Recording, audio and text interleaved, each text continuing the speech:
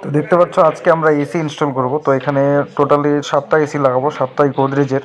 তো কুচবিহারের পুন্ডিবাড়িতে কোথাও একটা স্কুল হচ্ছে, স্কুলের মধ্যে এখানে গোদরেজের 7টা এসি লাগবে। তো এখানে দেখতে পাচ্ছ এসি কোনোটাই খারাপ নয়, গোদরেজের এসিগুলো আমরা লাগাচ্ছি। গোদরেজের এসি যদি আমি খুব কম ইনস্টল করি, তো এখানে এসি আমি দেখছি তো ব্লু ফিঞ্চ রয়েছে।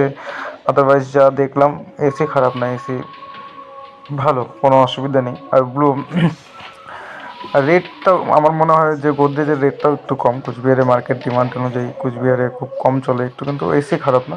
ওভারঅল দেখলে সব কিছু এটার মধ্যে ফ্যাসিলিটি সেম, রেফ্রিজারেন্টও সেম। এসির লুক প্রাইস যদি দেখা যায়, দেখতে পাচ্ছ এখানে আউটডোর রয়েছে অনেকগুলো, আউটডোর ইনডোর। তো এখানে মোটাল 7টা এসি আমি ইনস্টল করবো। এখানে প্লেট লাগানো হয়েছে, তারপরে এটার যেখানে প্লেটটা লাগানো হচ্ছে তার পিছনেই কিন্তু আবার গ্লাস লাগানো। তো ওরা গ্লাসের লোক দিয়ে আগের থেকে কাটিং করানো, যার জন্য ওই হিসাবেই ফুটো করে আমরা এসিগুলো ইনস্টল করছি। তো এখানে কী কী লেখা রয়েছে, লেখাগুলো আমি যদি একটু বলি, তো দেখতে পাচ্ছ সবার প্রথমে রয়েছে তো 52 ডিগ্রি পর্যন্ত এটা চিল মেনটেন করবে। তারপরে 5-in-1 কনভার্টেবল রয়েছে, 100% কপার রয়েছে, R32 রেফ্রিজারেন্টের মধ্যে রয়েছে। তারপরে ব্লু ফিঞ্চ সেটা লেখা রয়েছে, 10 ইয়ার্স কম্প্রেসর ওয়ারেন্টি। তাছাড়া আদারওয়াইজ 1 বছর যেটা হয় নর্মালি, সেটা তো আছেই। তারপরে কুলিং ক্যাপাসিটি যদি দেখি, 5 স্টারে এখানে 5000 ওয়াট কুলিং ক্যাপাসিটি রয়েছে, যেটা আমার মনে হচ্ছে যে 5200, নর্মালি 5 স্টারে 5200 ওয়াটের মতো হয় কুলিং ক্যাপাসিটি।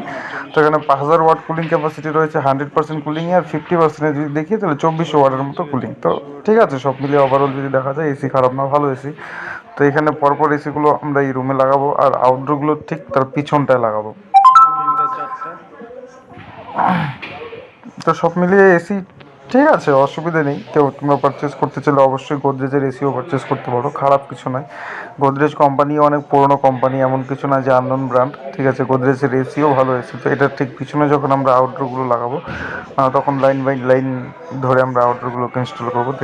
দেখতে পাচ্ছ ইনডোর লাগানো এখন কমপ্লিট। তো এখন যদি ওটা প্লাইয়ের মাঝখানে নেই, কারণ হচ্ছে পিছন দিক দিয়ে ফুটো করাই ছিল, ওই হিসাবে আমরা প্লাই ফুটো করে এসিটা ইনস্টল করা হয়েছে। যদি মাঝামাঝি বসানো যেত প্লাই, তাহলে হয়তো লুকটা দেখতে আরও সুন্দর হতো। তো পিছন থেকে গ্লাস কাটিং করা রয়েছে গোল করে, যার জন্য তো ওই হিসাবেই আমরা সামনে থেকে ইনডোরগুলোকে ইনস্টল করেছি।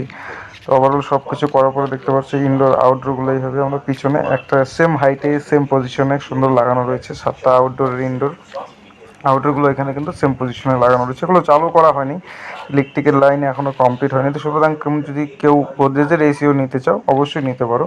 গোদরেজের এসি কিন্তু খারাপ না, ভালো এসি।